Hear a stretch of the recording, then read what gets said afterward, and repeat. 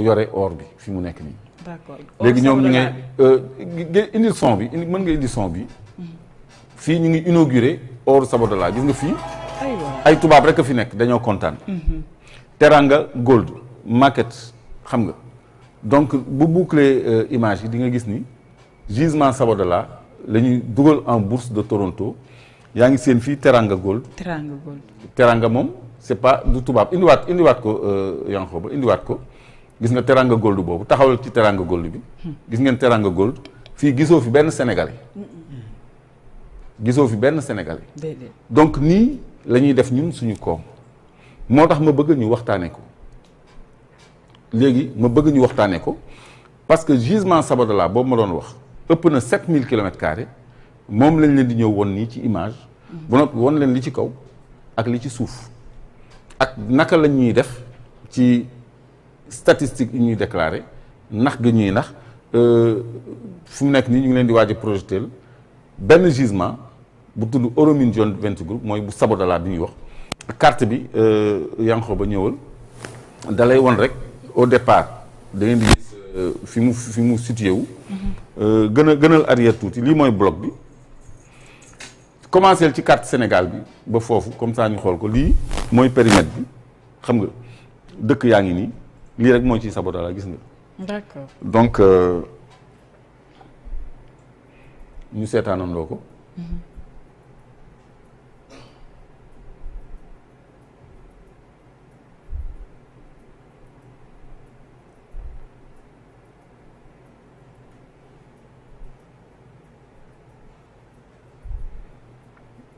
voilà gis nga léegi carte baa ngi nii. léegi périmètre bi moom laa doon wax démb ni ëpp na région de Dakar fuuf parce que région de Dakar yëpp 550 kilomètres carrés la te 10 fois 550 kilomètres carrés 5500 kilomètres carrés rek la. donc lii ëpp na ko donc ñu dem ci biir bismillah nu mu tuddati. Yankhoba. xam naa ni internet yi dinañ ko xam léegi. donc léegi. taxawal fii tuuti Yankhoba taxawal. léegi point jaune yi ngeen di gis yëpp ay gisement or la. d'accord. yoo xam ni kenn exploité gu ko yu jaune yi. yu jaune yi mooy li ñu laalagul kon yow mi doon laaj ndax or am na fi ba léegi. lii yëpp lu ñu laalagul la ba 1 2 3 4 5 6. dawalal xam nga léegi yëpp yu rouge nag. mooy yi nekk en exploitation. donc yu rouge yi am na 7 ci benn permis bi yoo xam ne ñu ngi nekk en exploitation donc fii yaa ngi gis 1 2 3 4 5 6 septième bi dafa gën a sore mooy Masato bi may wax indi ko donc septième bi moo nekk nii Masato. d'accord te moo ëpp or gisement yi ñuy tudd yépp ci Sabodala kon lii exemple la pour wane ni or am na fi ba tey. waaye Masato bi laalaguñ ko. dinañ ci ñëw. d'accord léegi nag dañ leen di won li nekk ci suuf maanaam or bi na mu bindoo ci suuf ak la ñuy déclarer ak li ci nekk réalité dëgg-dëgg ñu dem léegi évoluer bismillah dawalal. donc léegi li ngeen di gis nii yëpp nag ay milliers de kilomètres carrés la lu yaatoo yaatu la. dëkk la lii dëkk la donc léegi 7 gisements yi ñuy exploité yaa ngi nii gis nga point yi 7 la léegi ñu ngi jëm ci suuf nag ci biir ci suuf sous-sol bi voilà léegi lii di jaune nii yëpp or la. d'accord ay gisement la mooy juróom ñaari gisement yi ñu wane woon 1 2 3 4 5 6 7 bii mooy Masato léegi nañ ko def nañ ñëw benn par benn ñu wax leen li fa nekk. ak li ñuy déclaré ñëwal Yankhoba bismillah apparemment il a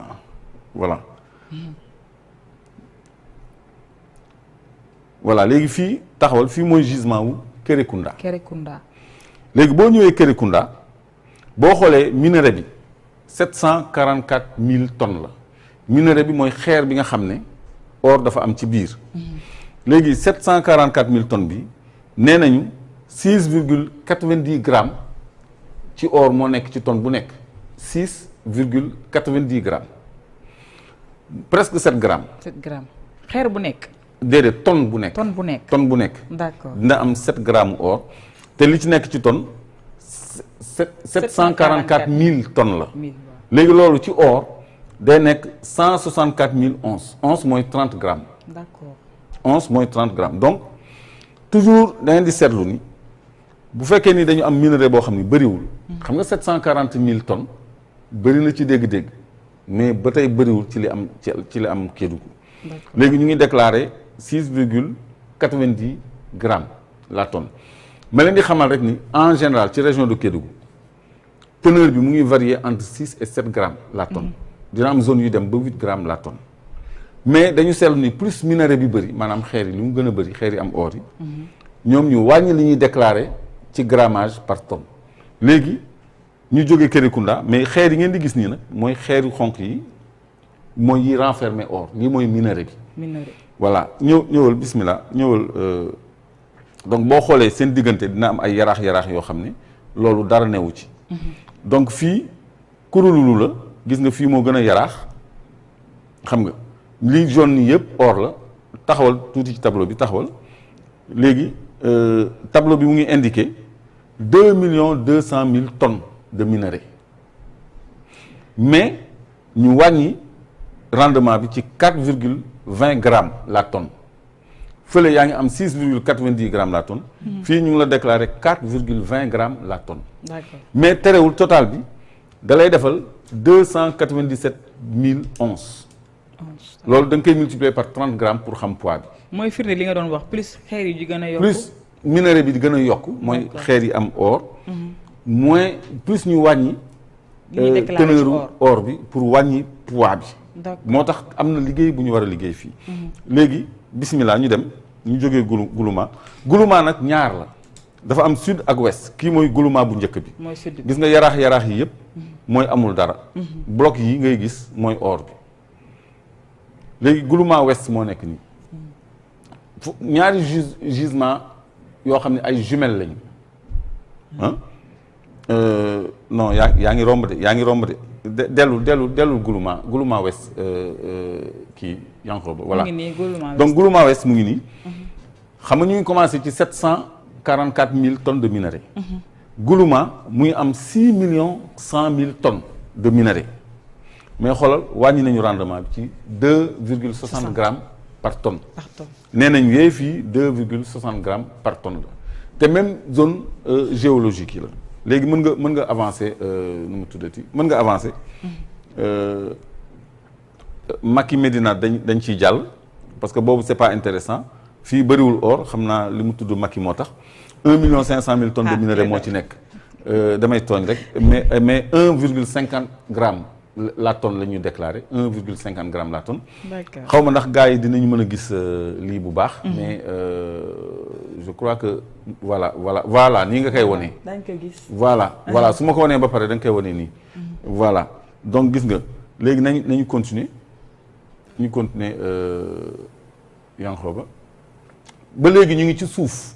kubu sous-sol bi lañu nekk li ngeen di seen la yëpp c'est de l'or hein. bloc yu xonq yëpp c'est de l'or.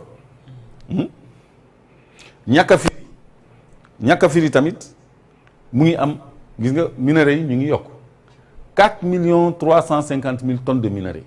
ñu def 0,99. léegi ñu wàññi rendement bi def ko 0 même sax 1 gramme nee nañu am duñ ci am sax 1 gramme par tonne te gis nga liy xonq nii yëpp or la. mais loolu naka lañ ko mën a ñoom justifier ba tax ñu def ko nii. mais c'est-à-dire lii kenn da koo lijjanteegul moo tax. léegi dinañu lijjanti yëpp incha allah. donc lëndëm la woon ci Sénégal yi lii intéressé coupe sous-sol ci or mos nga gis ku ko fii lijjanti fii Sénégal. man mosuma ko gis vraiment. voilà léegi nag affaire yi changé na. dinañu lijjanti yëpp ba mu leer parce que dañuy wax aussi ak ñi nga xam ne ñooy gan ci métier bi ministre yu bees yeeg directeurs yu bees yeeg yooyu.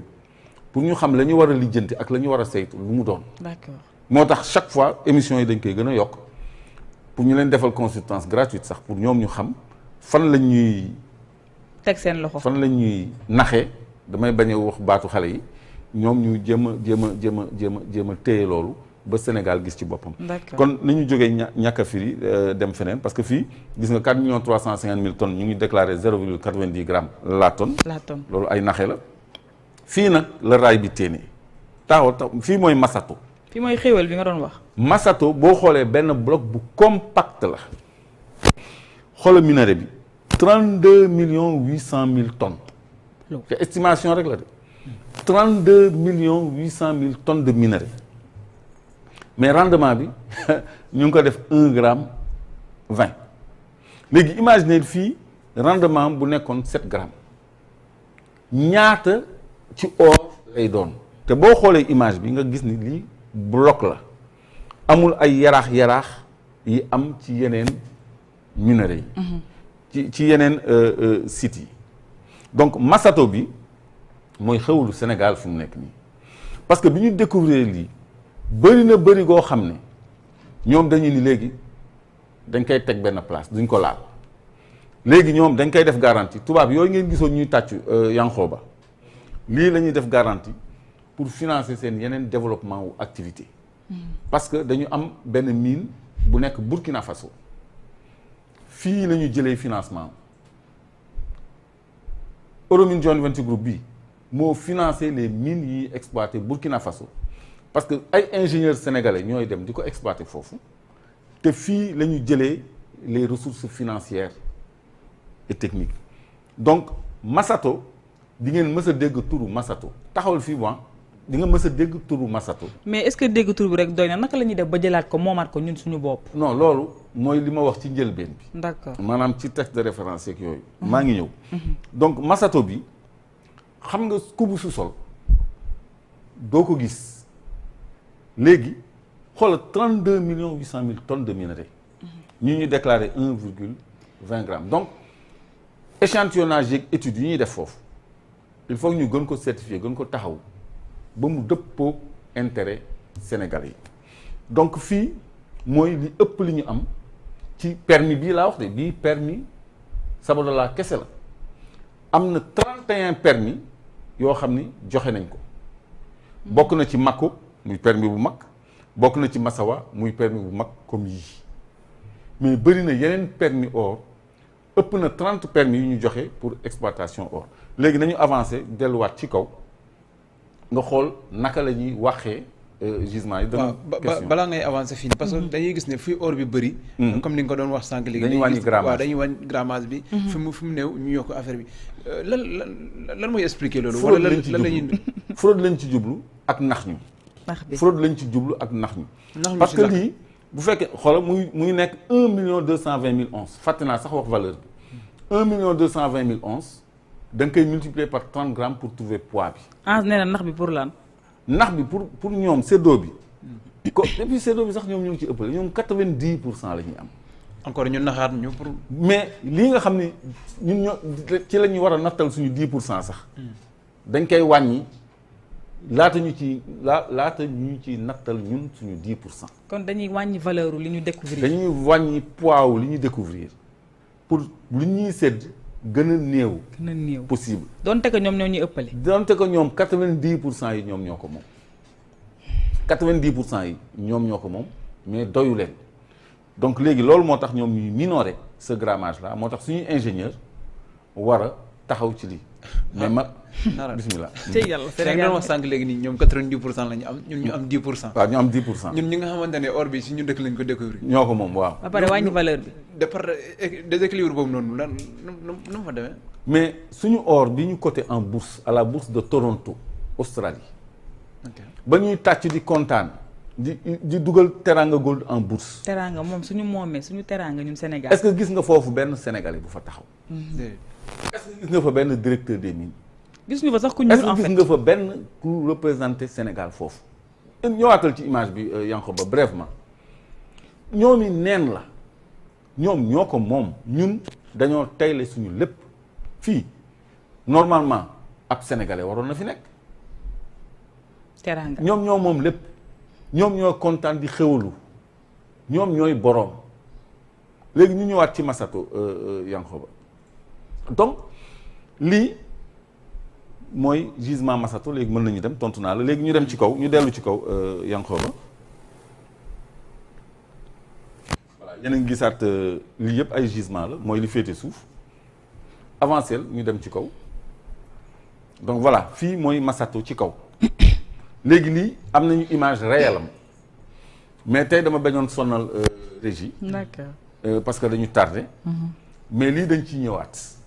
comme ça lii image 3 dimensions la lii mooy blocu Masato te lii nag rayon bu yaatoo yaatu la ay kilomètres la lii ci bët nii lu yaatoo yaatoo yaatu la du lu tuuti donc lii nii lañ ko bàyyi bii kenn laalu ko parce que garantie la pour ñoom ñu lever ay fonds parce que titre minier yi ñu leen di jox moom la ñuy déposer bourse boobu ñu rangaloo di tàccu pour lever ay milliards yu ñu financer seen ay activités ba noppi lii bu ñu ko découvrir mu nekk réserve prouvée ñu xam ne lii constaté nañ ko mu ngi fi dafa mel ni xaalis buy tëdd boo xam ni garantie la pour ñoom pour la ñuy soxla ci milliards ak i garantie ñu am ko moo tax lii laaluñu ko ñàkk bi ñu ko ñàkk laal nag suñu chance la ñun.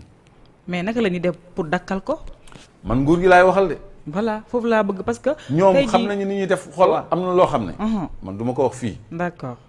man damay joxoñ yoon damay junj. mais lii xam nga ni day dakk de. mais Clédor bëggoon naa xam alal bi ñu fokkati si ñun naka la ñuy def ba récupérer ko pour moom ko parce que li nga gis pexe yi ñu def yëpp mu metti lool naka la ñuy def ba jëlaat ko récupérer ko moomal ko suñu bopp. est-ce que du doon lu metti. déedéet du doon lu metti loolu moom la ñuy tëjee mais nañu avancer Yankoba. d'accord nañu avancer. donc Masato Pit mooy gisement bu ñuy exploité c'est anglais la donc lii mooy permis fii mooy Kérékourou bi ñu gisoon te ñu wàññi woon ko continuer après yëpp dinañ ñu ko woon li ñu wanoon ci suuf moom moo nekk nii ci kaw lii jaune nii yëpp mooy or bi xam nga donc fii mooy Goulouma Ouest Goulouma mooy jumelles yi les gisements jumeaux. Goulouma Ouest ak Goulouma Sud. xam nga ñoo nekk nii li ci jaune yëpp or la fii la ñu romb léegi. avancé Kurululu. waaw Kurululu. avancé régie. voilà c'est bon léegi nag image réelle yi ñu won leen dañ leen bëgg a woon. fi ñuy xellee or bi Sabodala. d'accord ngeen gis ni ay blogu 12 kilos xam nga dafa am ay lingots 1 kilo. ak ay onces yu 30 grammes. comme ni kii fii mais ay lingots 12 kilos ñun la ñuy def brut en bloc nga xam ne ñaari loxo moo koy téye.